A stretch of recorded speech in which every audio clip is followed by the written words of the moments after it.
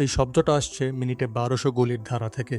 German MG-৪২ machine gun, সৈন্যরা যাকে বলতো হিটলারের করাত, এর সামনে দাঁড়ালে একক কোনো গুলির শব্দ পাওয়া যেত না, শুধু অবিরাম গর্জন। মানব মস্তিষ্ক এত দ্রুত শব্দ আলাদা করতে পারে না। আর এই গুলির ধারা যে শরীরে লাগত, সে শুধু ছিদ্র করত না, পুরো দেহের ভেতর তৈরি করত এক ভয়ঙ্কর শূন্যগহ্বর। বিজ্ঞানীরা বলেন টেম্পোরারি ক্যাভিটি। ক্ষণিকের জন্য মাংসপেশি এতটা প্রসারিত হয় যে হাড় গুড়িয়ে যায়, রক্তনালী ফেটে যায়, অথচ বাইরে থেকে একটা ছোট্ট ছিদ্র ছাড়া কিছু বোঝা যায় না।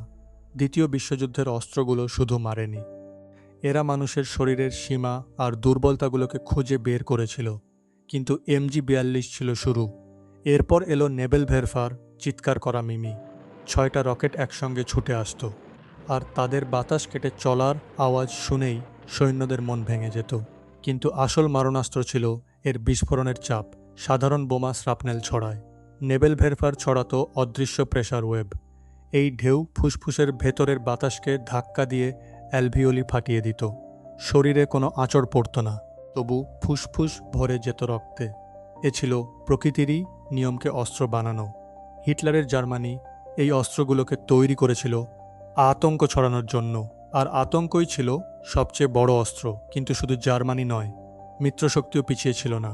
যখন যুদ্ধের গতিপথ বদলাতে শুরু করল, তখন তারাও নামল একই পথে। ব্রিটিশ ও আমেরিকান বোমারুরা জার্মান শহরের ওপর ফেলতে লাগলো আগুনের বৃষ্টি। ড্রেসডেন, হামবুর্গো, পুরো শহর জ্বলে গেল। এখানে অস্ত্র ছিল ফসফরাস আর ন্যাপাম, জেলির মতো পেট্রোলিয়াম মিশ্রণ, যা গায়ে লাগলে জ্বলতে থাকতো যতক্ষণ না হাড় পর্যন্ত পুড়ে যায়। জার্মানির ফ্লেম থ্রোয়ার আর আমেরিকার ন্যাপাম, দুটোই একই কৌশল, একই ভয়াবহতা। আর ছিল রাসায়নিক অস্ত্র। মাস্টার্ড গ্যাস প্রথম বিশ্বযুদ্ধে ব্যবহার হয়েছিল, দ্বিতীয় বিশ্বযুদ্ধে কেউ ইউরোপের মাটিতে ব্যবহার করেনি, কিন্তু মজুদ ছিল প্রচুর। হিটলার নিজে প্রথম যুদ্ধে গ্যাসের শিকার হয়েছিলেন, তাই তিনি প্রকাশ্যে ব্যবহারে ইতস্তত করতেন। কিন্তু কনসেন্ট্রেশন ক্যাম্পে জাইক্লোন বি নামের সায়ানাইড গ্যাস ব্যবহার করা হয়েছিল লক্ষ লক্ষ মানুষ মারার জন্য। আর মিত্রশক্তিও প্রস্তুতি রেখেছিল পাল্টা গ্যাস হামলার। শেষ পর্যন্ত ভয়কে আটকে রেখেছিল।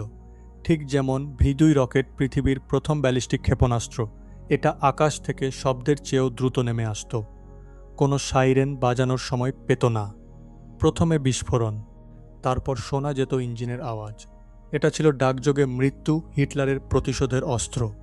যুদ্ধ যখন শেষ হলো, পৃথিবী দেখল দুটো শহর একেবারে নিশ্চিহ্ন, হিরোশিমা আর নাগাসাকি।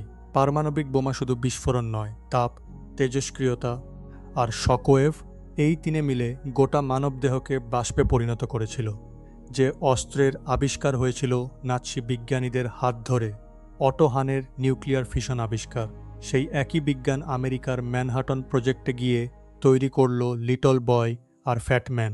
যুদ্ধ শেষে বিশ্ব নেতারা বুঝলেন, কিছু অস্ত্র এতটা নিষ্ঠুর যে সেগুলোকে নিষিদ্ধ করতেই হবে। মাস্টার্ড গ্যাস, নার্ভ গ্যাস, জৈবিক অস্ত্র, এগুলোকে চিহ্নিত করা হলো যুদ্ধাপরাধ হিসেবে। ফ্লেম থ্রোয়ার আর অন্ধ বিস্ফোরকও পরে নিষিদ্ধ হয়। কিন্তু প্রশ্নটা রয়ে গেছে, আমরা কি সত্যিই শিখেছি? দ্বিতীয় বিশ্বযুদ্ধের সেই যান্ত্রিক বিভীষিকা আজও ছায়া ফেলে চলেছে। প্রকৌশলীরা তখন প্রমাণ করেছিলেন, মানুষের শরীরের প্রতিটা দুর্বল জায়গাকে অস্ত্র বানানো যায়। এখন সেই একই নীতি বসেছে কম্পিউটার অ্যালগোরিদমে। এই অস্ত্রগুলোর ভয়ঙ্করত্ব শুধু তাদের ধ্বংসের ক্ষমতায় নয়, এরা আমাদের শিখিয়েছিল যে প্রযুক্তি যখন নৈতিকতার বাইরে চলে যায়, তখন মানুষ আর মানুষ থাকে না, শুধু লক্ষ্যবস্তু হয়ে যায়। আর এই শিক্ষাটাই আমাদের সবচেয়ে বড় অস্ত্র, যদি আমরা কখনো ভুলে না যাই। বাস্তবিক্স এর সাথে থাকুন, আরও গভীর তথ্যচিত্র আসছে।